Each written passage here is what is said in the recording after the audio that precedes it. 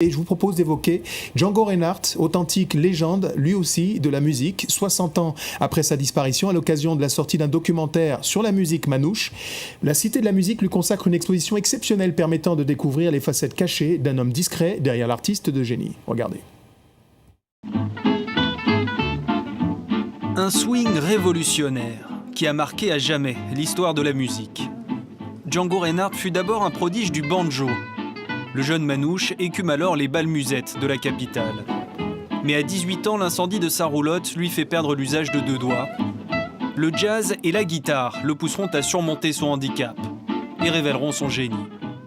C'est quelqu'un qui s'est reconstruit, qui s'est refait une technique, qui s'est réinventé lui-même grâce à une musique nouvelle, le jazz, sur un instrument aussi qui est un instrument nouveau pour lui, la guitare. Premier concert. Il y a les visites ouvertes au public et les chanceux qui font un tour du propriétaire en toute intimité. La Cité de la musique devait bien ça à David Reinhardt, le petit-fils de Django. Et visiblement, cette exposition très pointue lui réserve quelques surprises. Je crois que j'ai jamais écouté ça.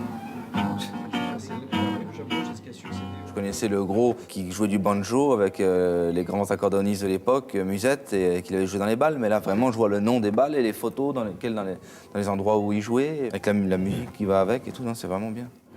Elle est bien dans son jeu, en plus, on dirait. Ouais. David est aujourd'hui le seul descendant de Django qui perpétue la tradition.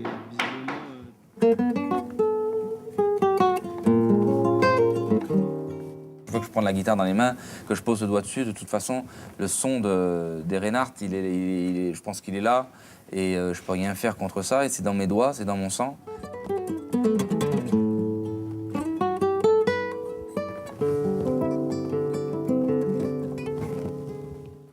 Le jazz manouche influence de nombreux artistes de la nouvelle scène française, comme Thomas Dutronc. Quand il évoque le maître, l'artiste se fait tout petit. J'essaye de ramasser quelques miettes. Moi, je fais mon travail du mieux que je peux, avec tout l'amour que j'ai pour Django. Ça a été un musicien de génie, au même titre que des Bach et des Chopin. Pour moi, c'est pareil. C'est le même niveau. Au cours des siècles, il y en a 1 ou 2 par siècle. Django Reinhardt est mort il y a 60 ans. Mais sa musique n'a pas pris une ride. Et ses héritiers sont là pour continuer à la faire swinger.